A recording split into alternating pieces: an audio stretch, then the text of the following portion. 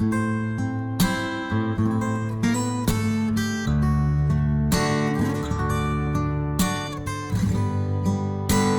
a tua Bíblia, por favor, no livro de Amós, capítulo 5, versículo 24. Amós, lá no Velho Testamento, capítulo 5, somente o versículo 24. Está lá no Velho Testamento. Um dos profetas menores, não que era menor, mas que as cartas, aliás, os livros são menores. Um dos 12. Amós, capítulo 5, versículo 24. Todo mundo achou? Tem a tradução aqui também, eu vou ler a minha tradução.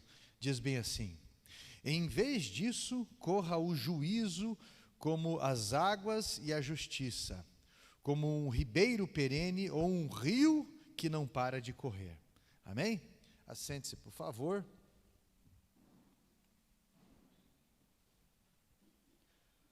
Amós, cujo nome significa aquele que suporta o jugo, olha só.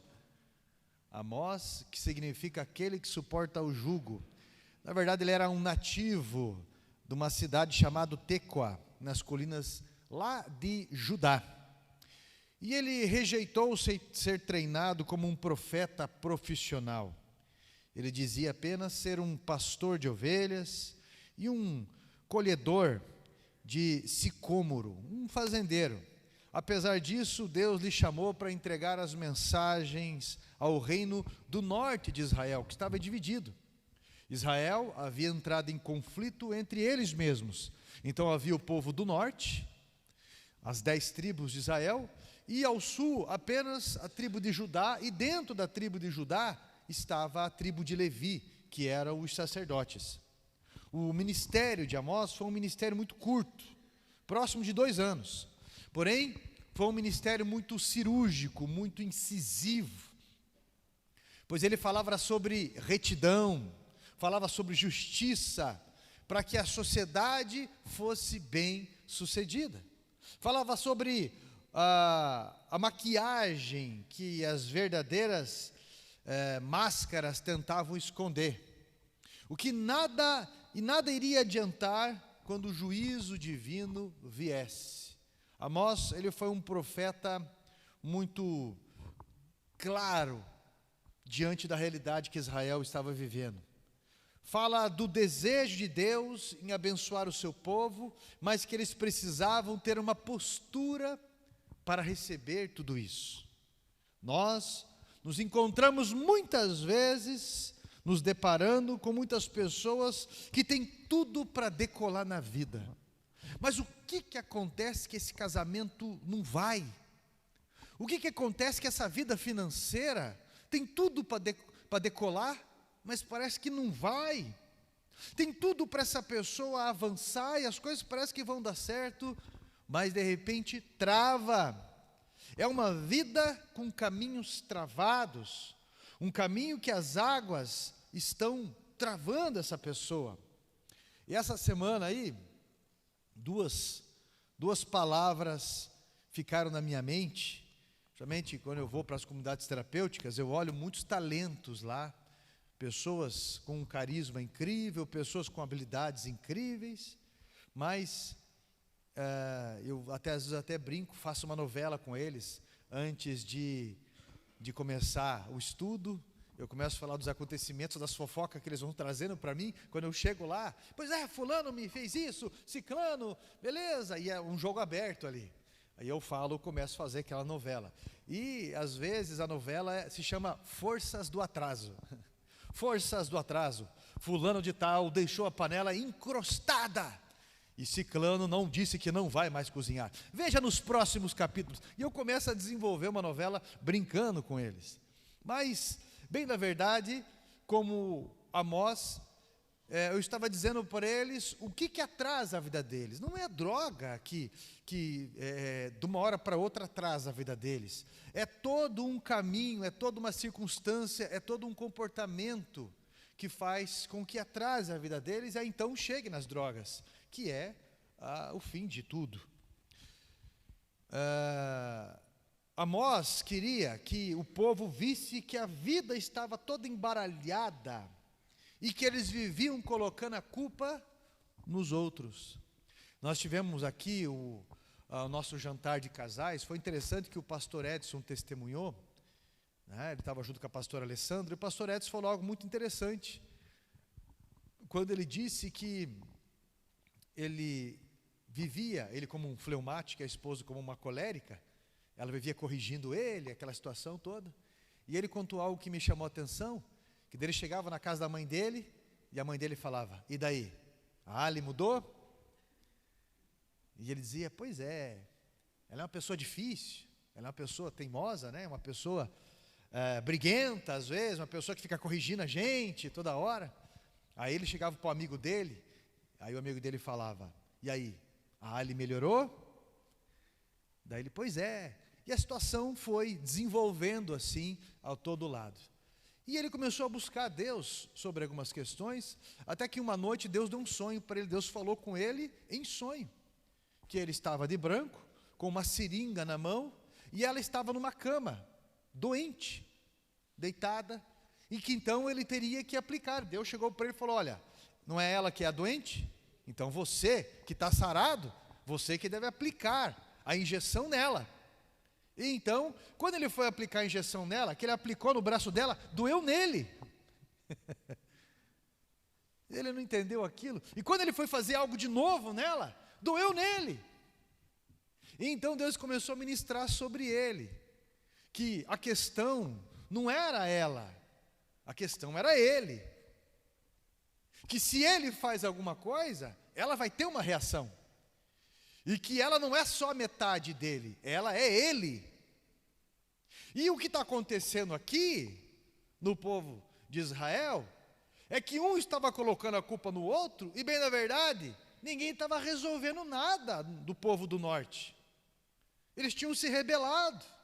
Para você ter uma ideia, quando eles brigaram com o povo do sul, o povo de Judá, e a tribo de Levi, que tinha o templo, que tinha o sacerdócio e tudo mais, eles ficaram tão orgulhosos, tão metidos, que eles falaram bem assim: eu não preciso de homem, eu não preciso de mulher.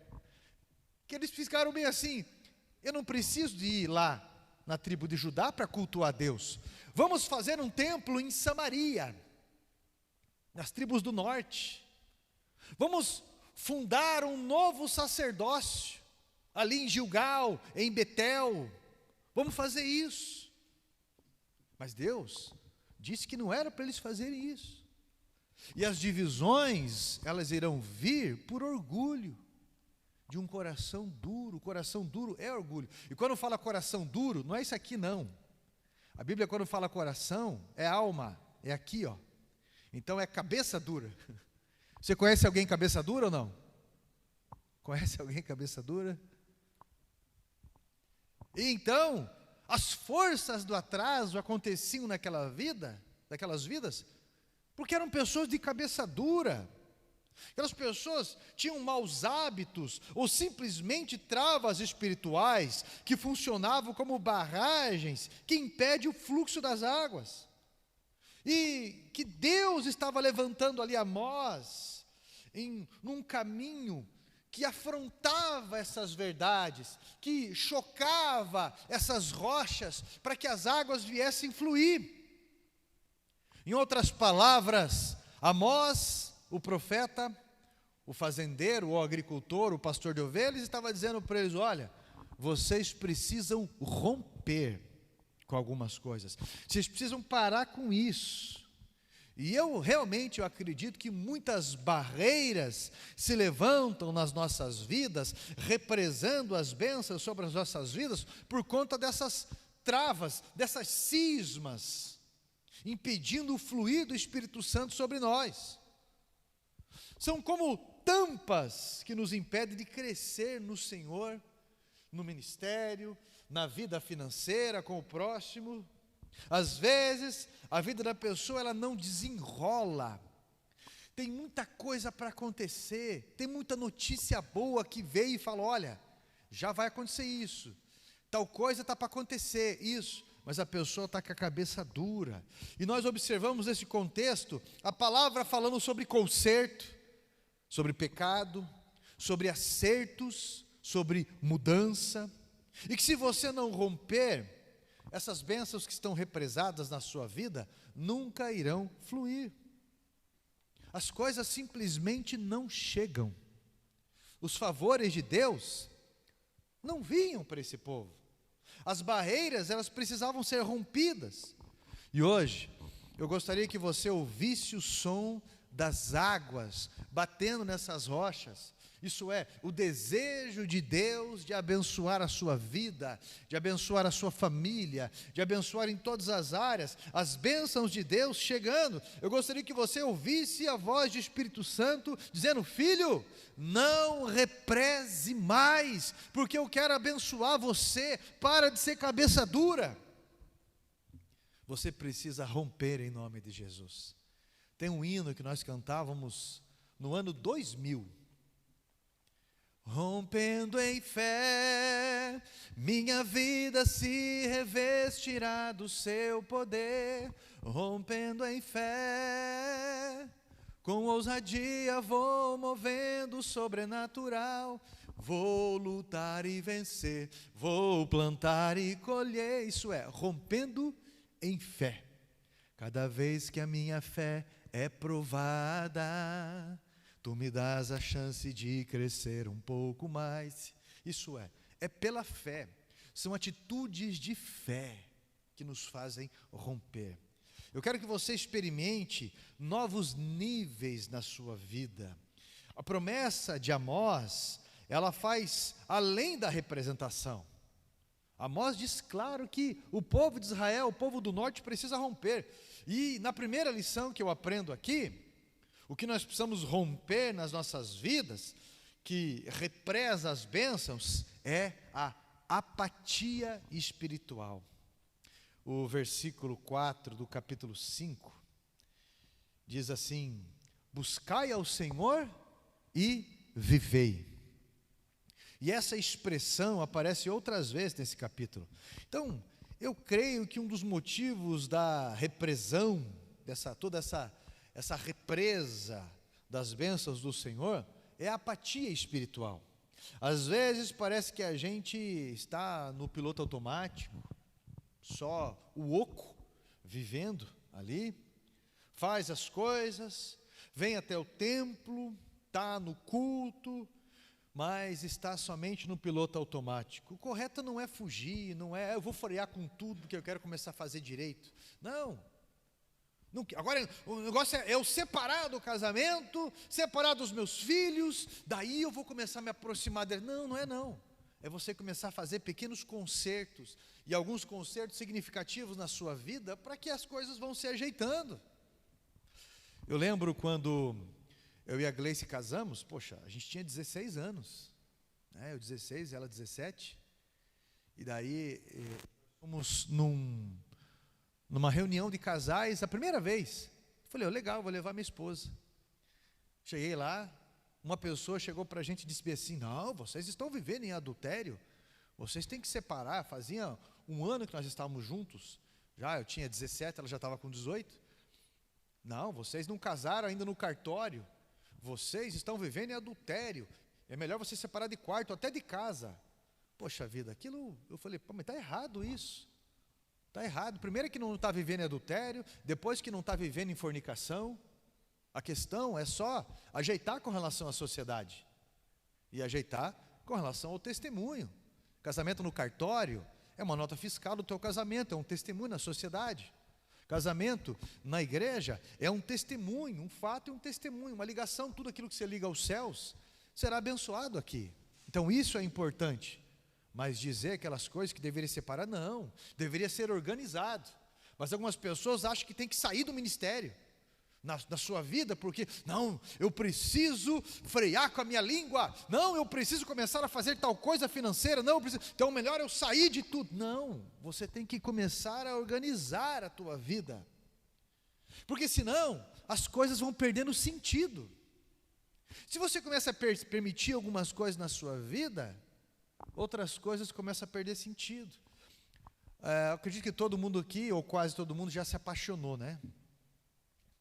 E quando a pessoa está apaixonada, o que é a paixão? A paixão é uma disposição forte em você, uma força além tua, para você estar disposto a conhecer alguma coisa naquela intensidade, ou alguém. Isso é paixão, é um fogo. Mas a paixão dura no máximo 2 anos. E aí o amor, que é realmente a decisão, é o que vai manter. O amor não é cegueira. Mas a paixão, como eles falam que a paixão é cega, mas a paixão, na verdade, ela é só uma disposição. A pessoa olha e ela pensa, não, eu posso conviver com isso. O amor ele pensa, não, eu preciso ajudar a transformar isso. Mas é uma decisão. O amor, ele é construído em cima de superações. E muitas vezes em cima de escombros de superações. Então, meu irmão, a pessoa que está apaixonada é a pessoa, às vezes, que ela tem uma disposição tão grande que as outras coisas se anulam da vida.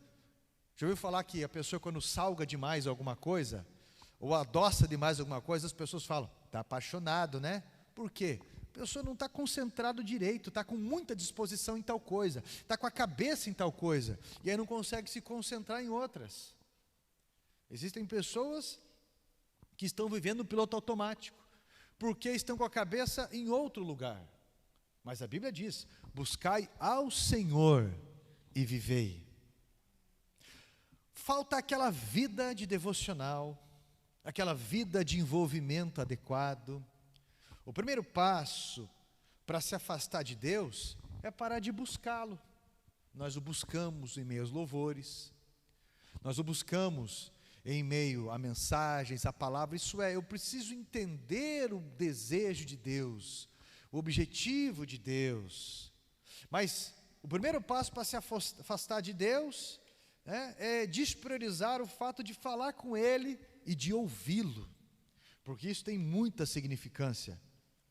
Quando Adão deixou de esperar Deus na viração do dia, porque aquilo estava comum, todo domingo culto, toda viração de tarde, toda tarde o Senhor vinha até ele, aquilo ficou tão comum, que já não fazia tanta diferença. Então Adão deixou de se preparar para esperar a Deus, e quando Deus veio, Adão procurou um jeito de se esconder de Deus. Foi diferente, foi inútil. Ali começou a morte. Aí eu me faço uma pergunta: quando foi que eu parei de esperar Jesus? Quando foi que eu parei de esperar a volta de Jesus? O que anda me despriorizando? Pastor, eu sou muito novo ainda, eu sou muito nova. Eu tenho uma vida pela frente, então eu não quero me entregar assim de verdade, sabe? Porque eu quero deixar para quando eu tiver mais idade. Agora não, agora eu quero conhecer isso, quero experimentar aquilo, e essa é a minha vida secreta. Não é? O que anda despriorizando? Será que eu não tenho fama de vivo e estou morto por dentro? Só operando coisas? Só fantasiando imagens? Cadê aquela sede de Deus? Existe talvez uma falta de percepção espiritual. Se você ler o capítulo 4 de Amós, ele está falando que situações complicadas surgiram em Israel e apesar disso, eles não percebiam. Eles não entendiam que Deus queria revelar-se a eles. Teve 3 meses de seca e mesmo assim, não buscavam a Deus.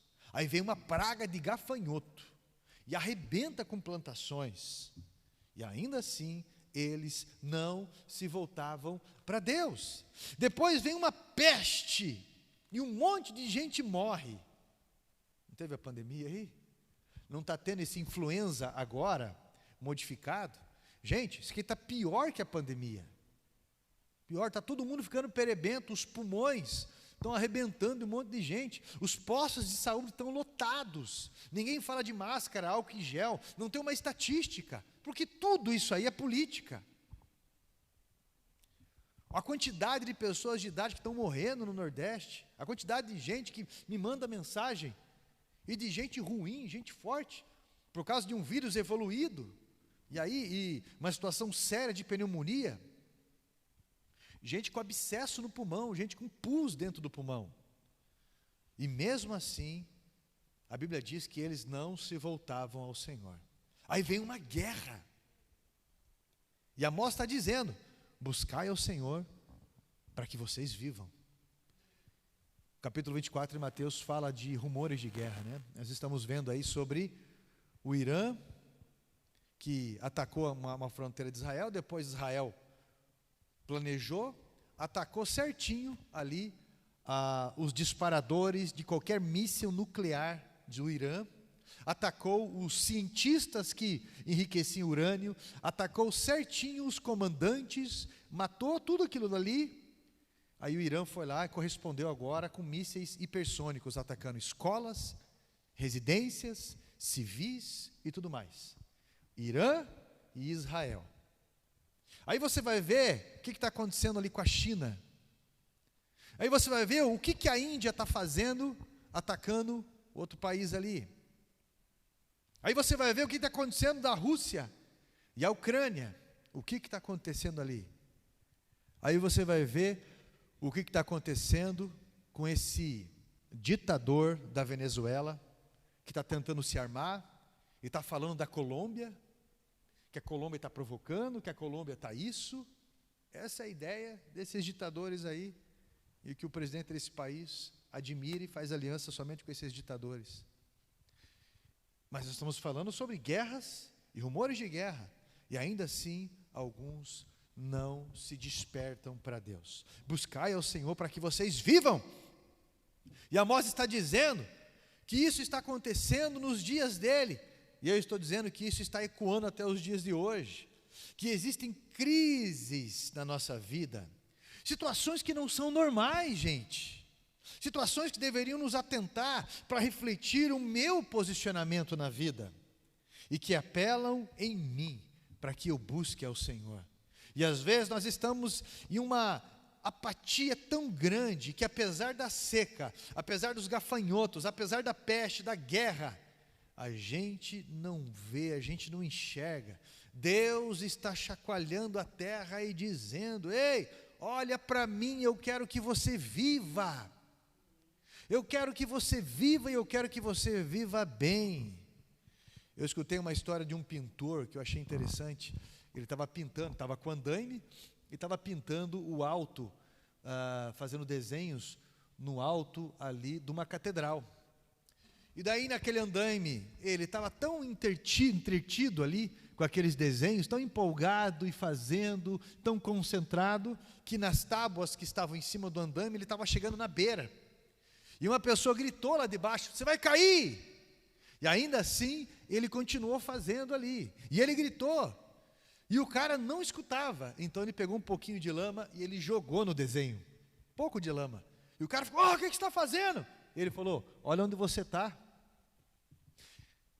Às vezes Deus permite que alguém, ou seja o que for, jogue um pouco de lama na nossa paixão, na nossa fantasia, na nossa ira,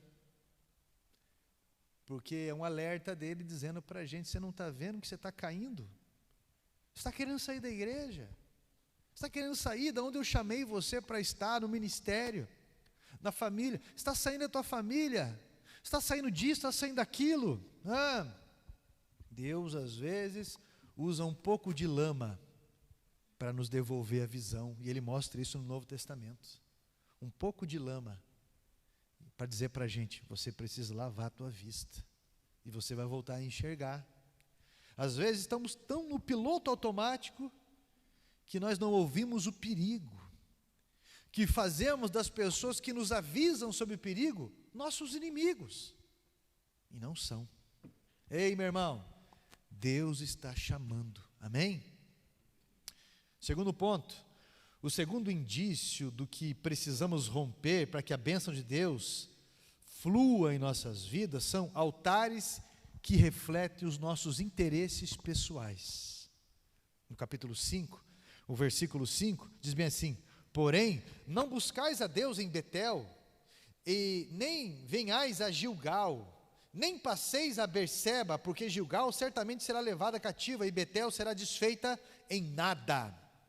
Porque ele aconselha não ir para Betel. Por que ele aconselha não ir para Gilgal ou para Berseba? Exatamente porque esses lugares, essas cidades no norte de Israel, foram cidades que perverteram ali a busca a Deus, templo, sacerdócio e tudo mais, por interesses políticos, por interesses pessoais. Jeroboão, que era um rei ali, político, que ele se autonomeou rei, o povo colocou, não, a gente não precisa desse rei do sul aí, vamos intitular um novo rei aqui, Jeroboão. Daí por um interesse político, para não ir adorar no reino do sul, ele cria novos centros de adoração, coloca ali os bezerros de ouro nesses lugares, e estabelece um novo sacerdote, porque há interesses pessoais. Presta bem atenção porque a vida de muitas pessoas não flui. Muitas vezes cultuamos os altares dos nossos interesses apenas. E agora eu apelo ainda mais para a sua honestidade e a sua autoanálise, porque às vezes as crises, elas vêm para buscarmos a Deus. E quando o problema é resolvido, quando a crise passa, essas pessoas esquecem do Senhor. Por quê? O que estão procurando? Não é Deus de verdade. O que estão procurando é a resolução dos problemas. É somente isso. Quantas vezes somos ou conhecemos pessoas que fazem isso? Pessoas que simplesmente buscam resolver o problema. Apertou o calo, é vigília, é oração, é louvor, é propósito com Deus. Depois de uma desilusão amorosa, vira a pessoa mais cristã que tem.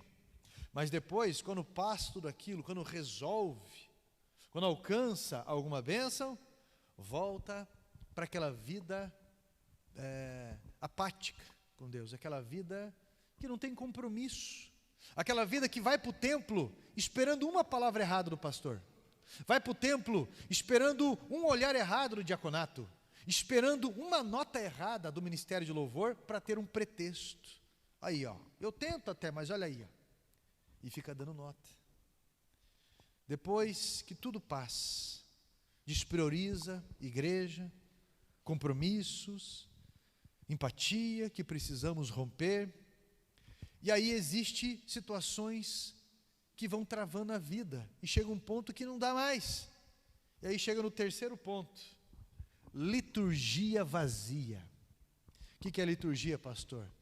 É o andamento do culto. No versículo 21, diz assim, a Bíblia diz que Deus estava detestando as festas religiosas deles. Deus não estava tolerando mais as reuniões solenes deles. Deus não aceitava mais o sacrifício que eles estavam fazendo. Deus não estava recebendo as ofertas. Deus pede para parar com o barulho das canções religiosas, porque haviam se tornado apenas barulho. Veja que eles não haviam parado de cultuar, mas Deus estava falando que não estava recebendo esses louvores, nem as ofertas, pois o que eles estavam fazendo religiosamente não tinha significado nenhum para Deus, porque o culto é para Deus. Então eles tornaram uma liturgia vazia e cheia de hipocrisia. Eu lembro uma vez que a pastora Vanilde falou bem assim, no final do hino, aquele hino, o hino foi cantado aqui hoje. Consagramos todo o nosso ser a Ti. Consagramos o nosso ser. Consagrar significa tornar sagrado, tornar exclusivo de Deus. Exclusivo. Veja bem o que vocês estão cantando. Veja bem. Eu lembro até um grupo que cantava um hino. Canta, né?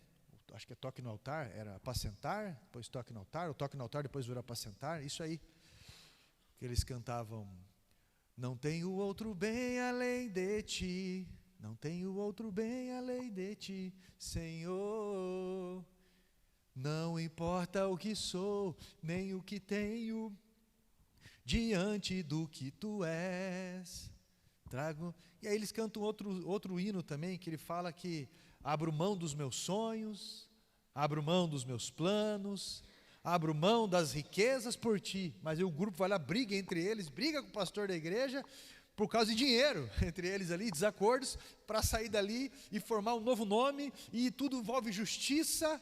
E se você não pagar lá 12 ou 15 mil para eles virem cantar na igreja, 15 mil pelo menos, não vem, 30 mil às vezes. Veja bem o que você está cantando. Tem cantor que cobra 60 mil para ir numa igreja. Eu não sei quem tem dinheiro para pagar isso aí, né? Mas 60 mil. Então, eu entendo a questão dos custos. Realmente, a viagem, custos, é isso aí. Mas eu tenho que tomar muito cuidado aonde está o meu coração. Porque a liturgia pode estar vazia. Isso é, está cantando uma coisa, mas não há mudança de vida. Não havia transformação sincera. Em outras palavras, Deus estava falando, olha, sem transformação, sem mudança, para mim isso não tem o menor sentido. Isso aí é só barulho. Será que nós não estamos dentro desse grupo de alerta que Deus está falando para mim e para você? Quantos não veem a hora de acabar o culto para entregar-se a coisas desonrosas, por exemplo?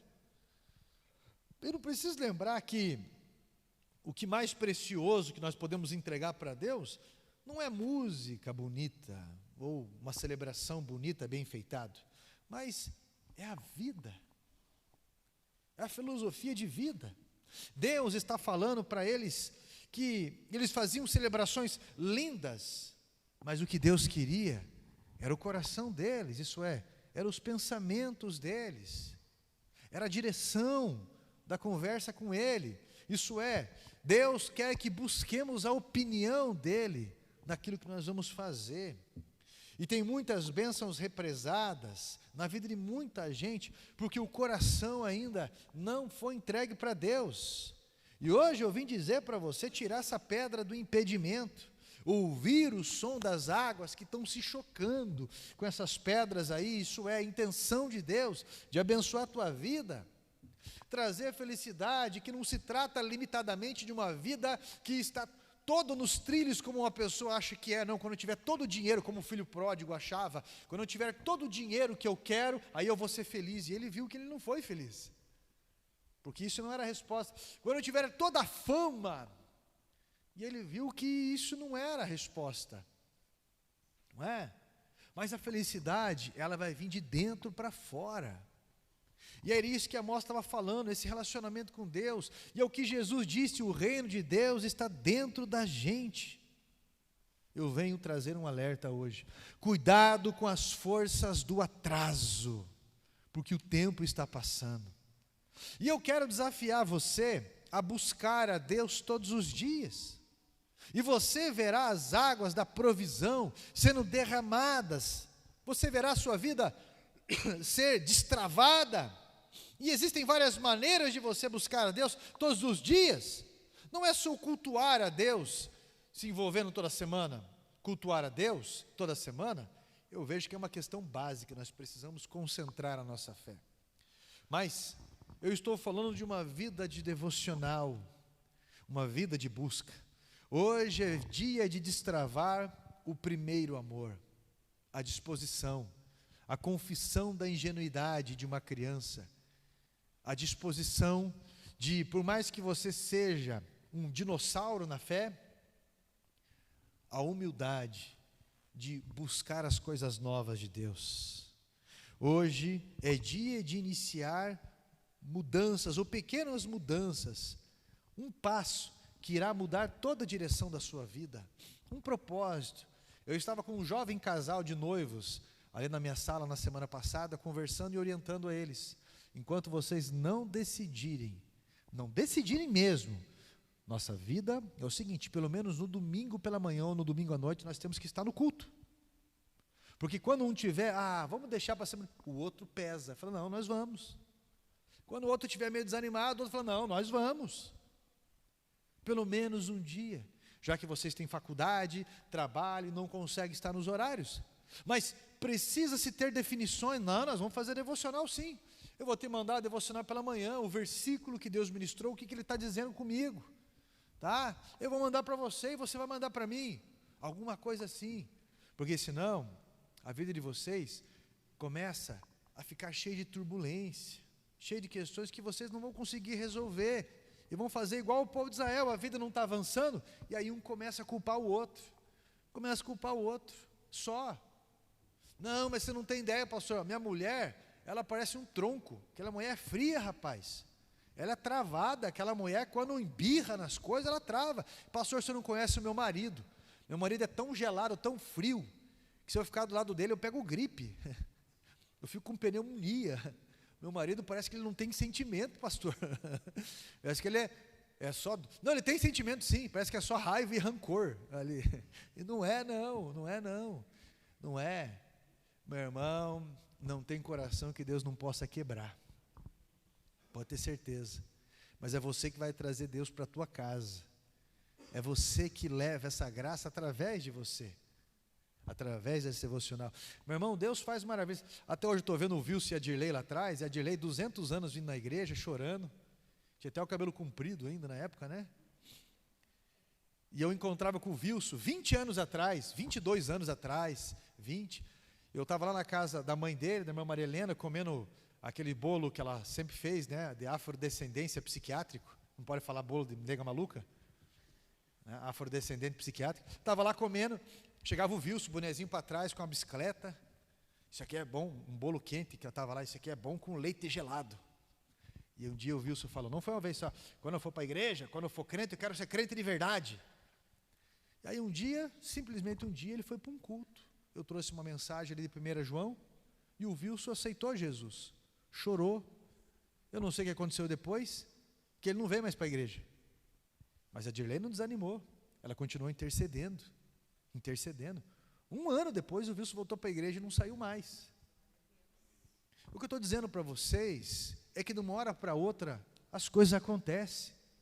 De uma hora para outra alguém chega para você, a Gleice, 4 anos sem vir para a igreja. Eu estava vindo para a igreja os 4 anos, ali fielmente na igreja e pedindo, e até a pastora na época da igreja chegou para mim e falou, Carlos, já que a tua esposa não vem para a igreja, e tem todo esse conflito cada vez que vai vir para o culto, não é melhor você ficar em casa e quando estiver tudo bem você volta para a igreja? Foi a pastora da igreja que falou isso para mim na época. Eu falei, pastora, uma coisa eu sei, aquele que me trouxe, o Espírito Santo que me convenceu e que me trouxe, se eu ficar firme aqui, ele vai trazer ela também. Mas se eu ficar em casa esperando isso, eu vou sair da graça de Deus. Eu vou sair. Então eu preciso ser a âncora aqui. Tá? E eu lembro que numa conversa nossa, ela disse para mim, parecia a Ruth e Noemi conversando, o teu Deus será o meu Deus, onde tu fores eu irei, essas coisas todas. E aí eu tive que me adaptar, porque eu sempre gostei de estar 1 hora antes na igreja, sempre 1 hora antes, no mínimo, sempre. Né? Aí nós tínhamos que nos adaptar em horário, em coisas assim, para poder caminhar junto. Então, meu irmão, é de uma hora para outra que a boa notícia vem, que a herança acontece, de uma hora para outra, que o amor da tua vida aparece, de uma hora para outra, meu irmão, que simplesmente a promoção vem, as coisas avançam, as coisas acontecem, de uma hora para outra, mas quando você vai ver, não é de uma hora para outra. Milagre não é um acidente, milagre é a resposta de um posicionamento. E quando Deus, simplesmente agora eu vou abrir as portas para vocês, simplesmente agora, a graça vem, mas o período de resistência, ele é um molde, a pressão, ela nos faz amadurecer e descobrir os verdadeiros valores, e aí você não é iludido com um monte de brilho que vai ter ao redor, você não vai ser iludido, Deus está chamando você para começar mudanças, para começar a buscar a Deus. Nós temos aqui, não só o culto da manhã, mas à noite, no domingo, nós temos culto aqui na igreja, terça, quarta, quinta, e nós temos o discipulado toda sexta-feira, agora sem corte, toda sexta-feira, prioridade, o discipulado na igreja, porque é sopa e discipulado. Quanto que é o custo disso aí, pastor? Nada, você pode vir para você comer, é uma sopa deliciosa que tem aqui, e depois, cada um vai para as suas salas aqui, para ser ministrado numa aula, não é culto daí, é uma aula que você participa, e é muito bom, gente, olha, modéstia à parte, a igreja aqui, Tem excelentes, excepcionais professores. As mensagens, você não perde o teu tempo cada vez que você vem num culto, porque a mensagem vai vir de encontro ao teu coração, de todos os pastores da semana. Os louvores aqui da mesma forma. Então, meu irmão, nós somos presenteados, agraciados, abençoados. Essa semana não vai ser busca dos próprios interesses. Essa semana, meu irmão, você fará algo exclusivamente para a obra de Deus. Deus abrirá portas nas nossas vidas.